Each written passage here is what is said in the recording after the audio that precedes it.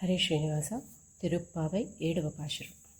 கீஷு கீஷென்றெங்கும் ஆனை சாத்தன் கலந்து பேசின பேச்சரவம் கேட்டிலையோ பெண்ணே, காஷும் பிறப்பும் கலகலப்பக்கை பேர்த்து வாசனருங்குழலாயிச்சியர் மத்தினால் ஓசைப்படுத்த தைரரவம் கேட்டிலையோ, நாயகப் பெண் பிள்ளாய் நாராயணன் மூர்த்தி கேசவனை பாடவும் நீ கேட்டே கிடத்தியோ, தேசமுடையாய் திரவேலோ ரெம்பாவாய். ஆண்டாள் திருவடிகளே சரணம். கீஷு கீஷென்றெங்கும் ఆనై చాத்தన్ కలందు పేసిన పేచరవం కేటిలయో. ఇక్కడ భరద్వాజ పక్షులన్నీ కీచుకీచుమంటూ చేస్తున్న శబ్దాలు వినిపించటం లేదా పిచ్చిపిల్ల అని అంటున్నారు. మరి నీకు వినిపించి లక్ష్య పెట్టకుండా ఉన్నావా ఓ బుద్ధిహీనురాలా అంటున్నారు. ఇక్కడ బుద్ధిహీనులారా అంటే వీరికి బుద్ధి అంటే భగవద్ విషయం కన్నా భాగవత విషయం మంచిదని చెప్తున్నారనమాట. అది తెలుసుకొని కూడా నువ్వు మాట్లాడకుండా పడుకుంటున్నావు కదా అని పిచ్చిపిల్ల అని చెప్తున్నారు.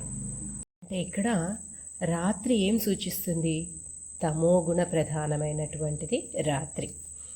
మరి సత్వగుణ ప్రధానమైనటువంటి తెల్లవారుజామును తెలిపేది ఈ పక్షులు. ఆ విషయం పక్షుల అరుపుల వల్లనే కదండి మనకు తెలిసేది.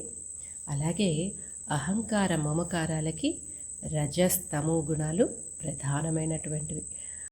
మరి ఈ రజస్తమో గుణాలని ఎలా దూరం చేసుకోవాలి అంటే సాత్వికాహారాన్ని తీసుకుంటూ భాగవతోత్తములు చెప్పే ఉపదేశాలను వింటూ, ఈ ఉపదేశములతో మనకు సత్వగుణం పెంచుకోవచ్చు అన్నమాట. మరి పూర్వము చూసామంటే మనుష్యులలాగానే పశువులు పక్షులు కూడా మాట్లాడే శక్తి ఉండేవట. ఒకప్పుడు ఒక అగ్నిహోత్రుని శాపంతో అవన్నీ ఆ శక్తిని కోల్పోయాయి. అయినా కూడా అవి చేసే కీచ్ కీచ్ అనే శబ్దంలో ఏదో ఒక భావం లేకపోలేదు అంటున్నారు. అవి చేసే శబ్దాలు కొంతమంది పుణ్యాత్ములకు మాత్రమే అర్థమవుతాయి అంటారు. శ్రీరామాయణంలో చూసుకున్నామంటే మనము కైకేయి తండ్రికి ఆ శక్తి ఉన్నట్టు అయోధ్యకాండలో తెలుపబడింది. ఆయన పేరు అశ్వపతి. అలాగే మన ఉపనిషత్తుల్లో కూడా చూసామంటే ఇలా పక్షులు మాట్లాడుకోవడం గురించి ఒక కథ కూడా ఉంది. అదేంటంటే జానశ్రుతి అని ఒక రాజు ఆయన చేసే అన్నదానం వల్ల ఆయన కీర్తి స్వర్గం వరకు వ్యాపించిందటండి. వేసవి కాలంలో ఒకరోజు ఆయన కోట భవంతి పైభాగాన నిలబడుకున్నప్పుడు 2 హంసలు ఆకాశంలో ఎగురుతూ ఆ రాజుని చూసి ఈయనకు ఆధ్యాత్మిక జ్ఞానం లేదని మాట్లాడుకుంటూ వెళ్తున్నాయన్నమాట. అప్పుడు ఆయన ఆ హంసల్ని ప్రార్థించగా, మరి నేను ఆ ఆధ్యాత్మిక జ్ఞానాన్ని ఎక్కడ సంపాదించాలి అని అడగగా అవి రైక్కువిని జాడ తెలిపి అతను ఎక్కడుంటాడో తెలిపి అక్కడికి వెళ్ళి ఆ జ్ఞానాన్ని సంపాదించుకోమని ఆ రాజుకి చెప్తాయన్నమాట. అలాగే ఈ ఆనై చాత్తు అంటే భరద్వాజ పక్షులు కీచ్ కీచ్ అని చేసే ఆ శబ్దంలో అర్థాన్ని గోపాంగనలు కనిపెట్టి భగవంతుణ్ణి ధ్యానించి సేవించి తరించేటటువంటి మంచి సమయము ఆసన్నమైంది. మరి నువ్వేమి ఇంకా నిద్రపోతున్నావా, లెయ్యి, త్వరగా లెయ్యి అని ఆ యొక్క గోప బాలికను లేపుతున్నారనమాట. మనం వేదాంతపరంగా అర్థం చూసుకున్నామంటే పక్షి అనగా ఆచార్యుడు అని అర్థం.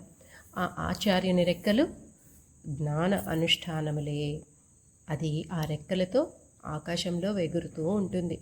ఆచార్యులు జ్ఞాన అనుష్ఠానములు అనే 2 సాధనములతో అంతటా ప్రకాశిస్తూ ఆకాశమనే శ్రీయపతి దగ్గర సంచరిస్తూ ఉంటారు.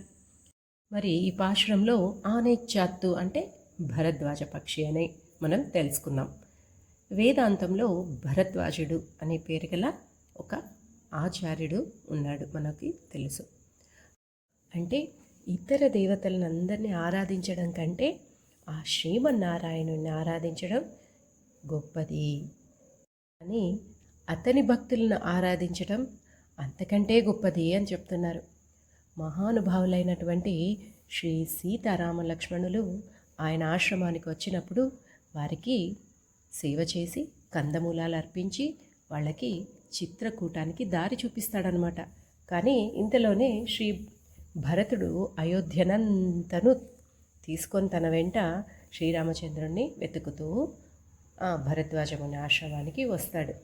వచ్చినప్పుడు భరద్వాజముని అంతమందికి ఆతిథ్యం ఇవ్వడానికి తన తపశ్శక్తినంతా ధారపోస్తాడనమాట. ఆయన భరతుడిలో ఉన్న అపరాధ భావాన్ని గుర్తించి, రాముడు వనవాసం ఒక శాపం కాదు, అది దేవతలకు మరియు లోక కళ్యాణం కోసం జరిగిన ఒక సంఘటన అని వివరించి చెప్పాడనమాట. భరద్వాజుడు భరతుడి పవిత్ర హృదయాన్ని గుర్తించి ఆ తర్వాత రాముడు ఉన్నటువంటి చిత్రకూట పర్వతం వైపుకి వెళ్ళే మార్గాన్ని చూపిస్తాడు. అంతేకాకుండా రాముడు, సీత మరియు లక్ష్మణుల నివాసం గురించి కూడా వివరిస్తాడు. ఈ విధంగా భరద్వాజ మహర్షి భరతుడిని ఆశీర్వదించి అతని మనసులో ఉన్న భారాన్నంతటిని తొలగించి తన లక్ష్యం వైపు ముందుకు సాగడానికి సహాయపడతాడనమాట. ఇలాంటి తత్వాన్నే ఈ గోపికలు లోపలున్న గోపబాలికకు చెప్తున్నారనమాట. ఓ బాలిక, నువ్వు ఒంటరిగా భగవద్ ధ్యానం చేసుకోవడానికంటే లేచి మా గోష్ఠిలో చేరి అందరితో కలిసి భగవద్ అనుభవాన్ని చేయమని చెప్తున్నారనమాట.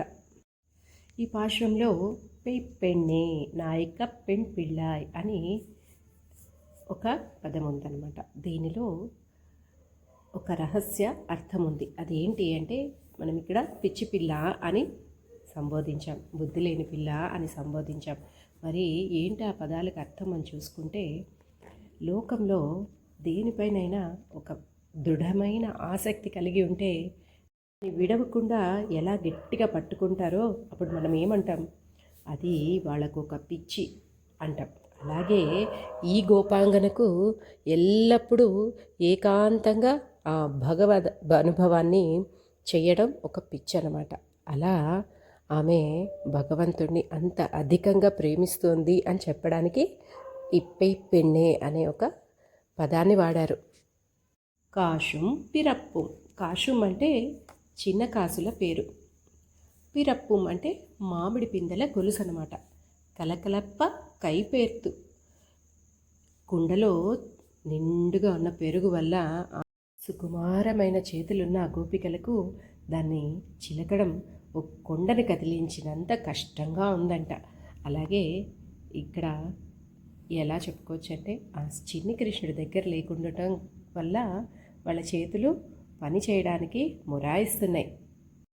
వాషనరుంకులలాయిచ్చియర్ అంటే పూర్వకాలంలో స్త్రీలు తల వెంట్రుకలకు సువాసన రావడానికి పూలను బయటకు ధరించేవాళ్ళు కాదటండి, కొప్పు లోపల పెట్టుకొని పూలని ముడుచుకునేవాళ్ళట. బరువైన ఆ కుండని చిలకటం వల్ల ఆయాసంతో ఆ కొప్పు వీడి ఆ కేశాల నుండి పరిమళం అలా వెదజల్లుతూ ఉంది. మత్తినాల్ ఓషైపడుత్త తైరరవం కేట్టిలయో అంటే ఈ గోపాంగనలు పెరుగు చిలుకుతూ ఆ శ్రీకృష్ణుని గుణగణాలన్నింటినీ గట్టిగా పాటలు పాడుకుంటున్నారు. మరి ఆ పాటల ధ్వని, పెరుగు చిలుకుతున్న ధ్వని, ఇవి రెండు కలిసి ఆ శబ్దాలు, ధ్వనులు ఆకాశాన్ని అంటుతున్నాయట. దాంతో అన్ని దిక్కుల్లో ఉన్న అమంగళాలన్నీ పోగొట్టుపడుతున్నాయి. ఇలా గోపాంగనల కంఠధ్వని, చిలుకుతున్న పెరుగు ధ్వని, వారి మెడలో చేస్తున్న ఆభరణాల ధ్వని ఆకాశానికి అంటుతున్నాయి, కానీ నీ చెవికి వినపట్టం లేదా అని అడుగుతున్నారు. పెన్నె నాయక పెన్ పిళ్ళాయ్ అంటున్నారు. అంటే మాకు నాయకురాలైనటువంటి పిల్ల, నాయకురాలు అయ్యి నువ్వే ఇంకా పడుకొని ఉంటే ఎలాగా, మేమందరం మా పనులన్నీ చేసుకొని నీ దగ్గరికి వచ్చాము, నువ్వు ఇంకా లేలేదా అంటున్నారు. ఇక్కడ వాళ్ళు ఆమెని పొగడటం కానీ తిట్టడం కానీ చేయటం లేదు, కానీ నిష్ఠూరమాడుతున్నారు, ఇంకా లేలేదా అని. నారాయణన్ మూర్తి కేశవనై పాడవం నీ కెట్టే కిడత్తియో